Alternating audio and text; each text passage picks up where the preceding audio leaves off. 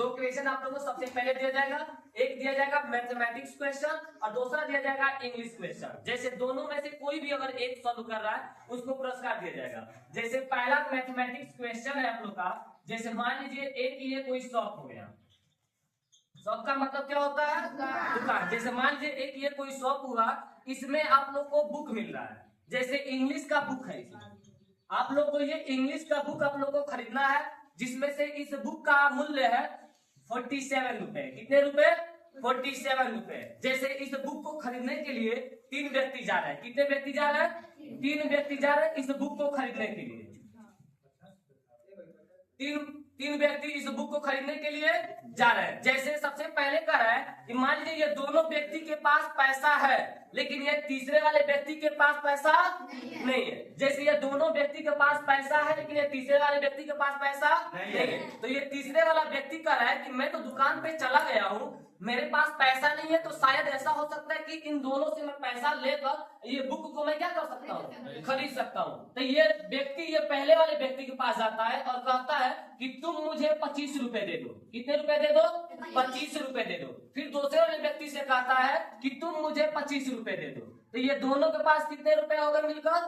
50 रुपए। तो इस व्यक्ति के पास आ गया 50 रुपए। कितने? चलिए बताइए, सबसे पहले ये व्यक्ति के पास कितने रुपए हो गया?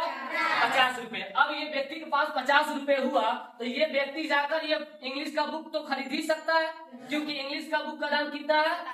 यानी 47 यानी 47 रुपए। तो अब ये गया शॉप यानी दुकान के पास, दुकानदार से कहा कि अब ये बुक हमको क्या कर दीजिए? दे दीजिए। तो ये 50 रुपए इस दुकानदार को दिया, जिससे उसका बुक जो ये था, ये बुक उसको क्या हुआ? मिल गया। जैसे ये बुक का दाम कितना था?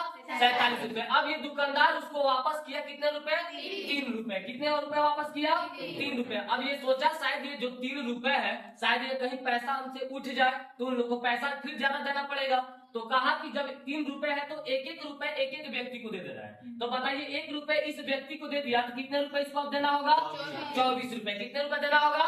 24 रुपए। फिर 1 रुपए इसमें से और निकाल कर इस व्यक्ति को दे दिया, कितने रुपए और इसको देना होगा?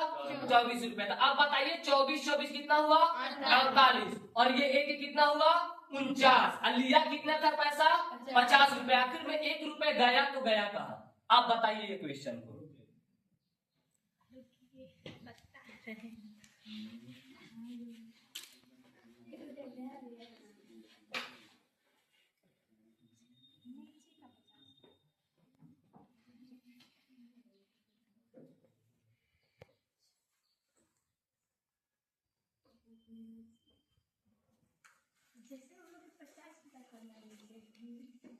50 रुपए ये व्यक्ति से लिया है 25 कर, लेकिन अब ये बताइए 50 यानी 25 लिया है, 50 रुपए हुआ है। तो बताइए सबसे पहले जिसमें से उस मूल्य कितना था? 47 रुपए। तो 3 रुपए इस दुकानदार ने उसको रिटर्न कर दिया उस लड़के को। तो जब वो 3 रुपए रिटर्न किया तो सोचा कि 3 रुपए में से एक एक रुपए उस व्यक्ति को दे दे जो 25 रुपए हमको दिया है, और आपको उसको देना कितने रुपए होगा? 24 रुपए। तो 24 रुपए यानी 1 रुपए इसको दे दिया, तो 25 में से 1 दिया तो कितना और उसको देना होगा? 24 रुपए। इसको भी 1 रुपए दे दिया तो कितना रुपया देना होगा? 24 रुपए। तो 24 कितना होता है? 48। 1 रुपए उस व्यक्ति के पास बचा तो कितने रुपए हुआ? 49। लेकिन लिया कितना था पैसा? 50 रुपए ना। तो 1 रुपया गया कहां से? या तो ये बेईमानी किया होगा,